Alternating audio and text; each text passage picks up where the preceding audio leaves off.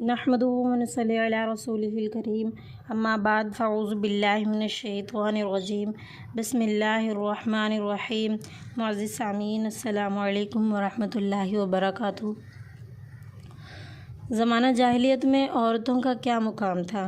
زمانہ جاہلیت میں عورتوں کا جو مقام تھا، اس پس منظر کو ذہن میں رکھنا ضروری ہوگا کہ اسلام سے پہلے دنیا کی مختلف تہذیبوں اور مختلف معاشروں میں عورتوں کو کیا مقام حاصل تھا۔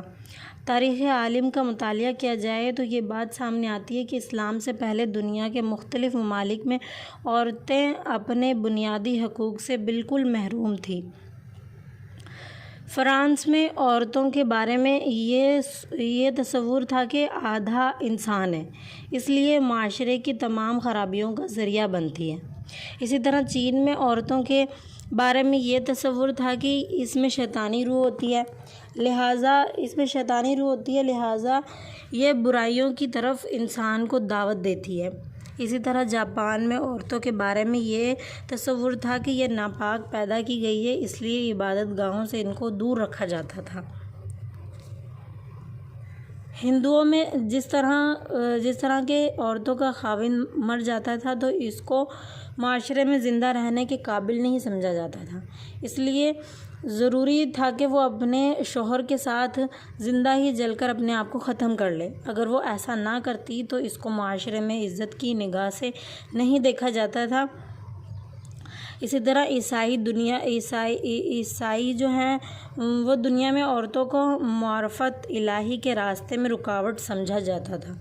ان کے نزدیک عورتوں کو معرفت الہی یعنی اللہ تعالیٰ کے نزدیک اللہ تعالیٰ کی عبادت میں رکاوٹ سمجھا جاتا تھا۔ عورتوں کو تعلیم دی جاتی تھی کہ کنواری رہ کر زندگی گزاریں، جبکہ مرد راہب بن کر رہنا اعزاز سمجھتے تھے، اور جزیرہ عرب میں بیٹیوں کا پیدا ہونا ہی عار سمجھا جاتا تھا، لہٰذا ماں باپ خود اپنے ہاتھوں سے بیٹی کو زندہ درگور کر دیا کرتے تھے۔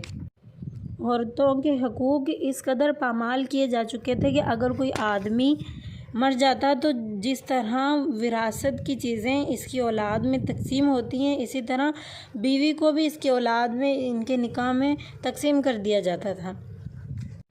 اگر کسی عورت کا خاوند فوت ہو جاتا تو مکہ مکرمہ سے باہر ایک کالی کوٹری میں اس عورت کو 2 سال کے لیے بند کر دیا جاتا تھا، یعنی اس عورت کو قید کر دیا جاتا تھا، اور طہارت کے لیے اسے پانی اور دوسری ضروریات زندگی بھی پوری نہیں دی جاتی تھی۔ اگر 2 سال اس کوٹری میں رہ کر بھی اگر زندہ رہ جاتی وہ عورت تو اس کا منہ کالا کر کر پورے مکہ مکرمہ میں پھرایا جاتا، اور اس کے بعد اس عورت کو گھر میں رہنے کی اجازت تو ہوتی لیکن عزت نہیں ہوتی۔ اب سوچئے تو صحیح کہ خاوند تو اپنی قضا سے فوت ہوا، بھلا اس میں بیوی کا کیا قصور ہے؟ مگر یہ مظلومہ اتنی بے بس ہوتی کہ اپنے حق میں کوئی آواز ہی نہیں اٹھا سکتی تھی۔ ایسے ماحول میں جبکہ چاروں طرف عورتوں کے حقوق کو پامال کیا جا رہا تھا تو اللہ تعالیٰ نے اپنے پیارے نبی کریم صلی اللہ علیہ وسلم کو اسلام کی نعمت دے کر بھیجا۔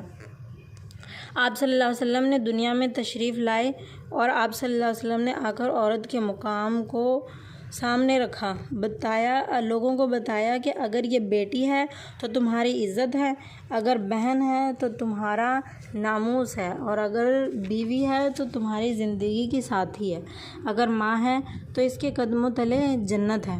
سبحان اللہ کہ اللہ تعالیٰ نے ہم عورتوں کو اتنی عزت بخشی کہ نہ جانے پہلے کتنا برا حال تھا کہ اللہ تعالیٰ نے ایک ماں کے درجے میں پیروں کے تلے جنت رکھ دی اور بیٹی کی صورت میں عزت بنا دیا، اور اگر بیوی ہے کوئی عورت تو اس کو ایک مرد کا ساتھی بنا دیا اور اس کو ہمراز بنایا۔ اللہ تعالیٰ سے دعا ہے اللہ تعالیٰ ہمیں اپنے راستے پر چلنے کی توفیق عطا فرمائے، اپنے دین کی سمجھ عطا فرمائے، اور ہماری عزتوں کی حفاظت فرمائے۔ وآخر دعوانا الحمد للہ رب العالمین۔